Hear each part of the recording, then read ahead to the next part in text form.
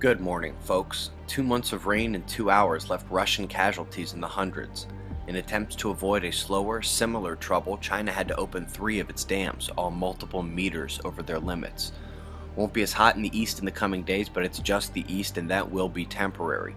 Watch the upper level pattern pull up over northern Canada in the western half, pulling up from the warmer south, while the east will get a brief relief only.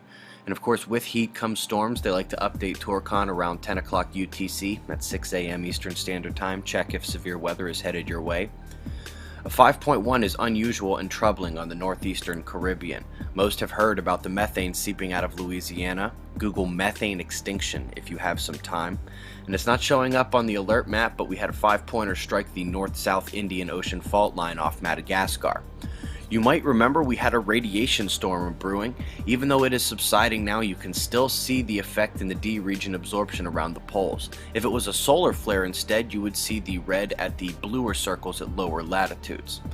She has a number, 11520, and NOAA has labeled her Beta Gamma. It's kind of dangerous. While we don't have our normal detailed magnetogram updating, this will do, and it does show a solid mixing of polarities near that massive central umbra. Hasn't been too dangerous yet, but we'll see. We can finally say goodbye to 11515, although we are still detecting M flares popping out. She can no longer throw ejecta our way. As she turns the western limb, again in the center we have these 2 plasma filaments flanking that dark coronal hole above and below. They are pointing right at us, so let's hope they hang on. And of course, let's keep an eye on this new arrival. We have major CMEs potentially on the way, folks. The yellow is the solar wind speed and the orange is the density. Yellow is steady, and that will change if we get hit with a CME, along with something visible you'll see at the orange as well. Very visible spikes. That's the news, folks. Eyes open. Be safe.